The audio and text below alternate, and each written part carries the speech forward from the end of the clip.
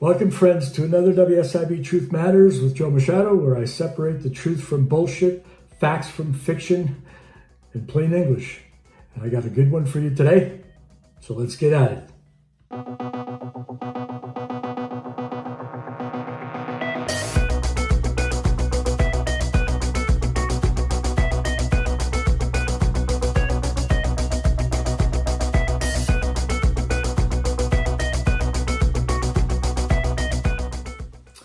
All right, we're back. My special salute to the WSIB friends down there, for those of you tuning in. Okay, friends, so today I'm going to talk about an issue that WSIB does not want me talking about because it creates a hell of a lot of work for them. But anyway, let's just quickly recap what got this discussion going, or this particular topic. About 3 videos ago, I said...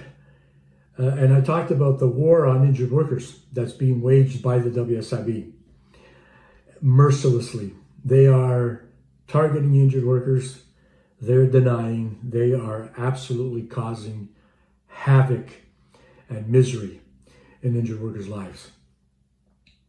And you got to be able to fight back, my friends, because there's nobody else out there to pick up the pieces and to show you what you need to do. It seems like... it's a popular thing to let the WSIB just screw over injured workers. We can't let that happen. So what are their 2 most important tools in their war on injured workers? First one is deny, deny, deny. They deny everything. It doesn't matter how big or small it is. This is what they like to do. And they've been doing it at alarming rates. In over 30 years dealing with these people, I haven't seen it this bad. What's tool number 2? They like to send out these uncooperative letters. So they want to deem you uncooperative unless you do whatever the hell it is that they want, whether or not you're able to medically. And if you don't, well, they're going to reduce your benefits or take them away completely. This is their game. This is what it all comes down to. And no wonder injured workers are feeling powerlessly. Probably some of you, if you're watching for the first time, you feel that way and you might be looking for some answers. Well, I've been dealing with these people for over 30 years, and I'll tell you, I've had a lot of success dealing with them. I built the largest paralegal firm in Ontario with over 10,000 clients all over the province. We settled well over $300 million in settlements and counting, and they didn't like that. They didn't like that one bit. And they've done everything they can to just stop me dead in my tracks. And believe me, they played dirty, real dirty. But you know what? I am one tough son of a bitch, and I'll tell you, if you can't kill me, and I'm going to keep coming back, that's what I've done. And they don't like it, because I'm back, and I'm harder than ever.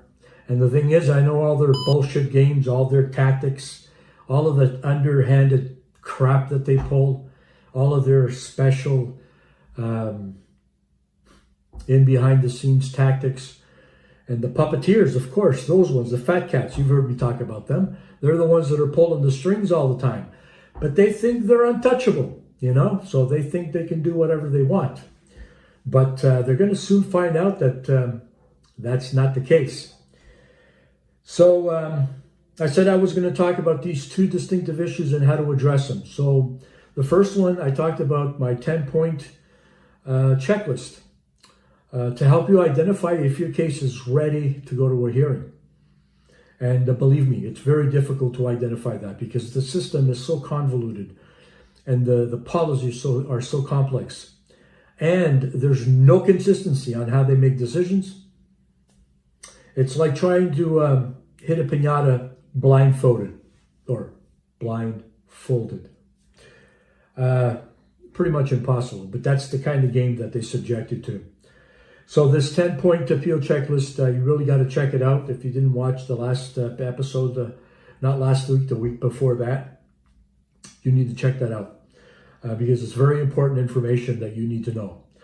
Last week, I talked about the class action lawsuit that we're preparing for all things medical, and when the WSIB likes to get involved in your medical treatment, and they deny treatment, and they limit the kind of treatment and all of this kind of crap that you see happen all the time. They overrule your doctors. Well, they shouldn't be doing that, and we're going to take action. So I recommend that you watch that video. If you didn't, this is last week's video, and I recommend that you register for that class action lawsuit. We have had a lot of feedback on that video. Thank you to those who have referred my videos to others, or have emailed or texted them or whatever, or word of mouth, and you told them about this class action lawsuit. We've had a lot of real tremendous feedback, and there's thousands more. I have no doubt, because people are getting screwed and they're tired of it. And we're going to beat the fat cats right here. We're going to beat the shit out of them. Talking about the fat cats. So the second part of that tool, and that is the other route. So not the appeal route, which is appropriate in some cases, but the other route, the route that I call the miserable or the misery-causing route by Joe Machado, because they hate it. I've been doing this for years, and they hate it, but they have no way out. And I also told you about how to get their attention. Well, this is going to do both. So would you think that if they send you a letter and they deem you uncooperative because A, you're not able to participate in a return to work plan because of your medical condition, and the doctors are supporting the fact that you cannot participate in a return to work program, or they want to send you to some stupid assessment, and your doctors have already provided assessments to providing care and treatment. But their biggest one is they want to get you back to work and off benefits. That's a good thing. I think everybody wants to get back to work. I don't think any injured worker decided, you know what? I'm going to make it a career of becoming an injured worker because I'm going to earn more money there than I did in my job. I mean, come on, right? That doesn't play out in reality in anybody's fucking mind, except these idiots. Everybody wants to get back to work as quickly as possible, to earn money, to support their families, pay their bills, pay their mortgage, take a trip every now and then. Not a WSIB trip. No, that's a cruel fucking trip. But you know, a nice trip down south where it's nice and sunny, right? But you can't do this. You can't do this if you're on benefits, because your benefits are already reduced. You're getting 85% of your net take-home pay. That means for every $1,000, you're taking $150 less. $2,000, that's $300 less that you're taking home. So nobody plans on having a career on WSIB. But then again, if you can't go back to work and your doctors are saying, listen, no, you shouldn't go back to work yet because you're going to get worse, then you can't go back to work. But these assholes seem to think they can overrule your doctors and get you to do whatever they want. And then they came up with this non-cooperation letter. So that if you don't do what they want, what are they going to do? They're going to cut you off. Is that drastic? In your book? Pretty drastic in mine. That's pretty fucking drastic. If you can't pay your bills, put food on the table, buy a warm winter coat for your kids, that's drastic. But they don't give a shit. So you got to take drastic measures to counteract that.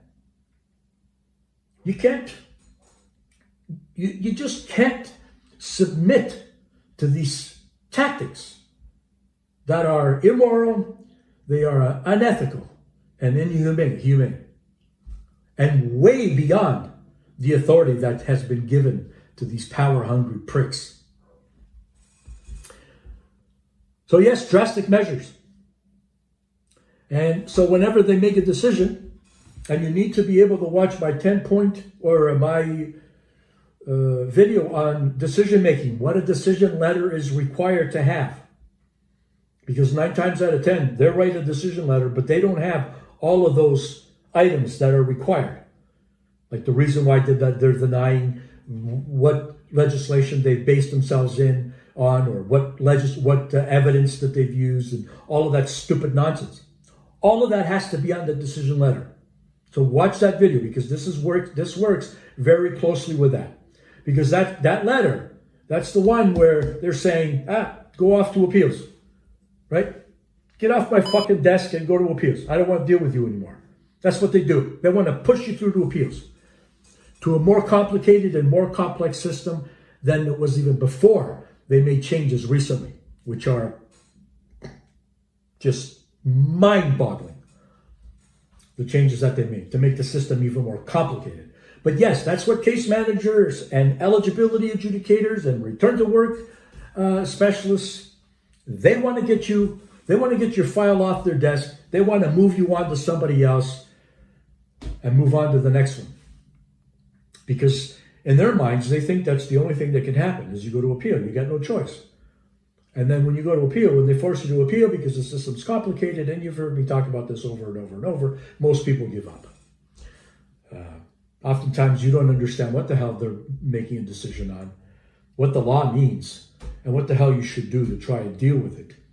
And so we're talking months and months, sometimes years down the road, before you ever get in front of somebody who has the competence and the experience and the mandate and the will and the desire to do good by injured workers. That's at the Workplace Safety and Insurance Appeals Tribunal, last level of appeal. Not at the Workplace Safety and Insurance Appeals Services Division, okay? Don't mix the two, because you know how I feel about those guys, right? They're just rubber stamp the bullshit that the other idiots at operations are doing. As far as I'm concerned, they're useless. But to get to that person who is competent, who knows the law, who applies the law, who's concerned about being fair and justice, those guys at the tribunal, these lawyers who make decisions, it takes a while to get there. The faster you can get there, the better. But don't go to appeals just because somebody wants to get you off their desk, and you have no idea why they're denying your claim. They haven't explained it properly. You've told them that they're in violation of this law and this policy and that policy, and they still don't listen. So you use Section 121 of the Workplace Safety and Insurance Act. That law was written and became legislation by legislators, not the WSIB, not their executives, not some schmuck who found another interpretation for that law that isn't necessarily the intent of the legislators. Section 121 of the Workplace Safety and Insurance Act states that the board may adjust, revoke, amend, revise any decision previously made by it, as long as it's advisable to do so. I've seen them use this to their advantage. When they think somebody made an erroneous decision and they want to go and reconsider that decision to deny it. I've seen them do that. But they don't like it when you shove it in their face. Say, hey, what's good for the geese is good for the gander. It's a knife. It cuts both ways. Everybody can use it if you know how to use it. They don't like that. They don't like it when you shove it in their face and you force them to explain why they're making a decision and why they're applying a particular section of the law and policy, or why they haven't. And they have an obligation to respond. But you see, with their new bullshit appeal system that they've just created to muddle things even more, they created this reconsideration thing, right? But all it consists of is the same schmuck who made the original decision to review it, reconsider the same information, and then spit out and regurgitate the same bullshit in the original information or the original decision. 30 days, 45 days later, maybe a couple of months, whatever. So you lost some time here. You're not really getting a reconsideration. No, you're not. And they think it stops there. But the thing that these idiots haven't factored into the whole change that they made is that whatever changes they made does not replace Section 121 of the Workplace Safety and Insurance Act. Because that's law, and that law was made by legislators. It's not within the purview of the WSIB to change the law. They got to go back to the legislators to have and request an amendment, and it has to be debated before it's changed. Not so easy. But they think their little bullshit scheme replaces Section 121 of the Workplace Safety and Insurance Act, and it doesn't. So you know, my friends, and they thought I wouldn't pick up on this. They thought, somehow, jump shadow. He thinks he knows shit. But you know what? We got one for him, right? We're gonna put this little section into this new appeal bullshit system that we've created, and he won't be coming knocking on my door anymore. You're a fucking idiot if you thought that was gonna work. Stupid. Totally stupid. And you can't fix stupid.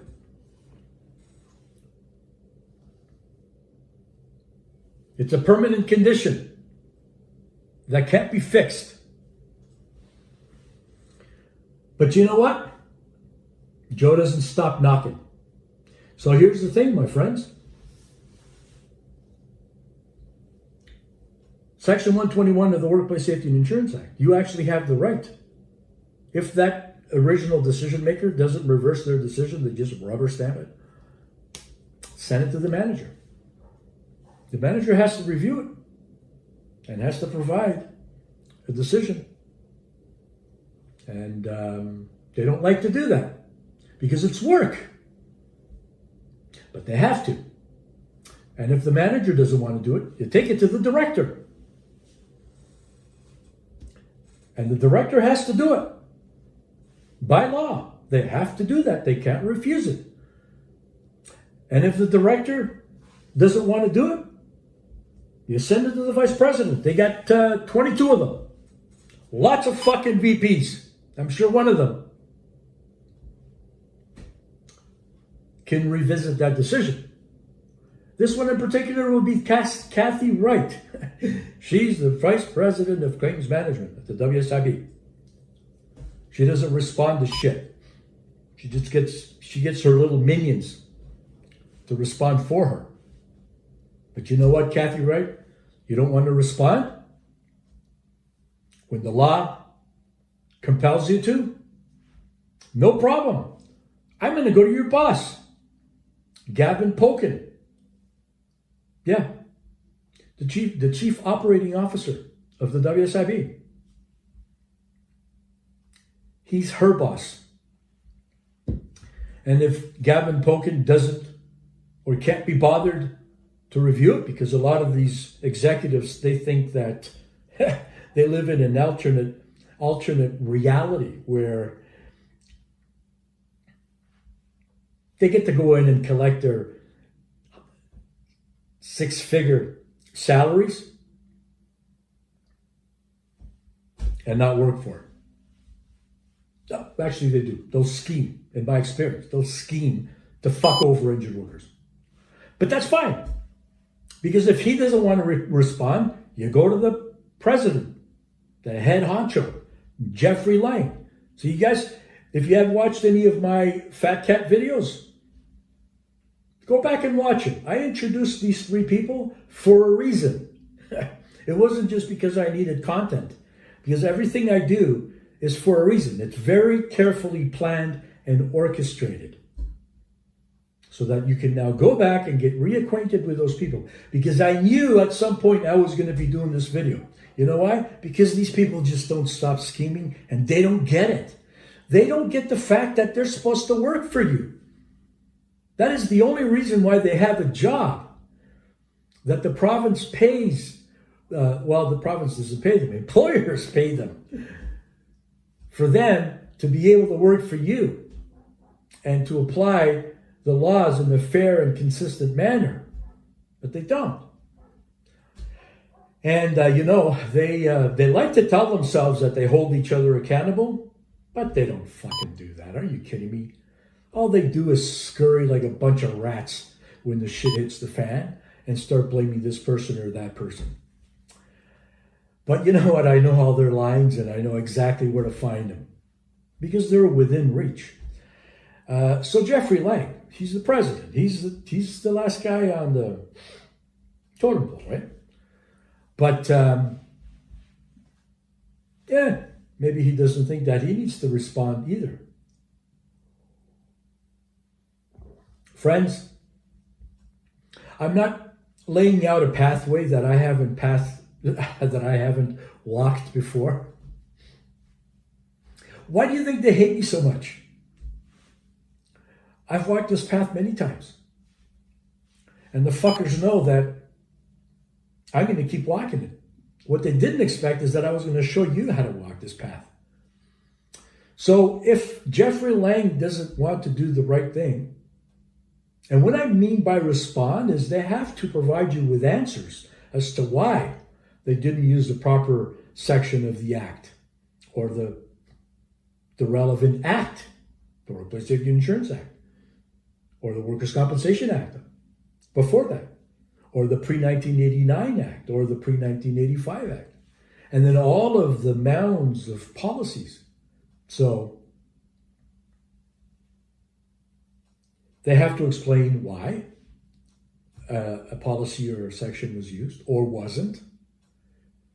They have to explain why they prefer to use certain evidence as opposed to other evidence.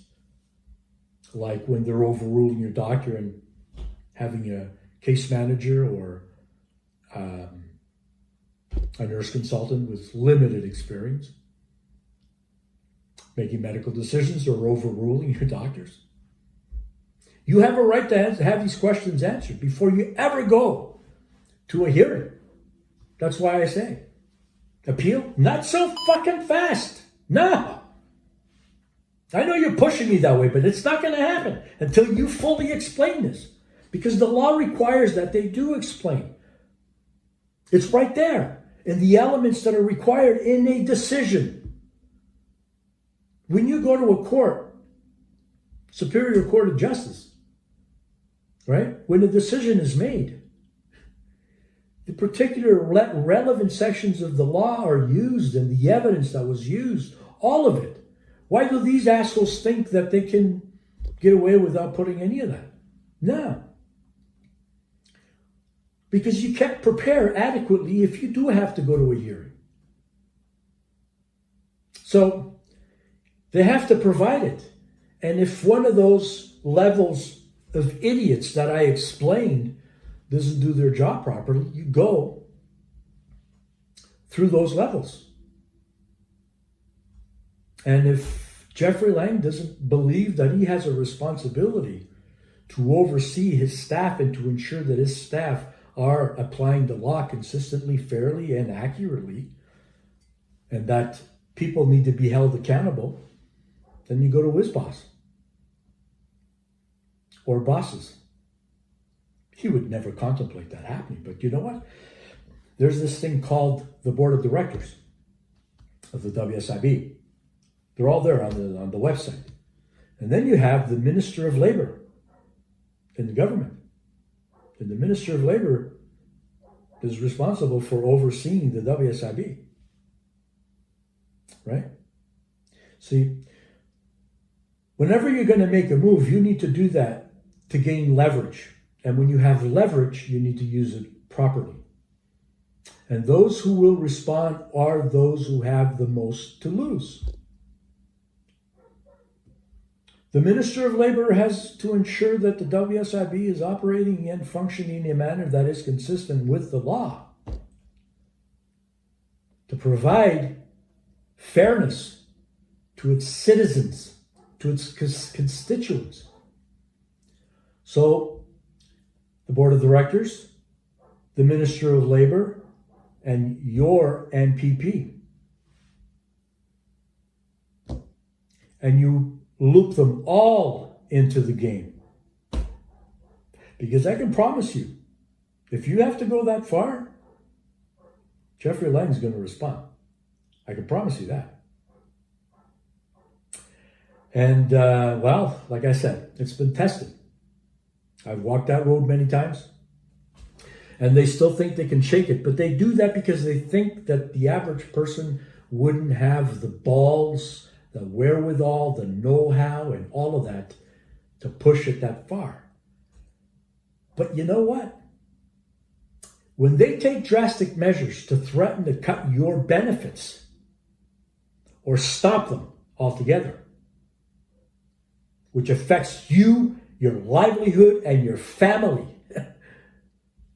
That requires drastic measures. I've had the occasional representative say to a member of ours, "Oh, well, union guy, well, we don't really like to ruffle feathers, right?" And I'm saying to my member, "You tell that dumbass, stupid fuck that, you know what? We're well beyond ruffling feathers, unless you want to pay me my salary so I can pay my bills. Otherwise, ruffle the fucking feathers. Or Joe Machado will ruffle them for you." Yes. So, my friends, how do you make all of this happen in a very simple manner? Well, it just so happens that with WSIB Settlements, my company, WSIBsettlements.com, I've created these tools, which are available through an app, easy to use. My six-year-old granddaughter could use it, no problem. And they're basically they are reconsideration level 1, 2, and 3. They're written out for you. All you got to do is enter your name, the claim number, the date, click submit. The document's all ready for you with a particular section, relevant sections of the law. They're right there. It's easy. And then all you got to do is upload it to the WSIB. It's that easy. And then there's our follow-up tools. And our follow-up tools are basically letters that have been specifically drafted to go to a manager or a case manager, and director. And beyond that, all you need to do is fill in your information, your name, your address, claim number. Literally, it takes less than a minute. You don't have to write anything out, anything with the law, none of that. You just fill in the information, click submit, the document's ready for you. You download the document, upload it to the WSIB.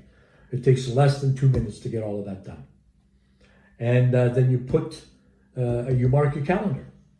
If you haven't had a response to that letter within 5 business days, right?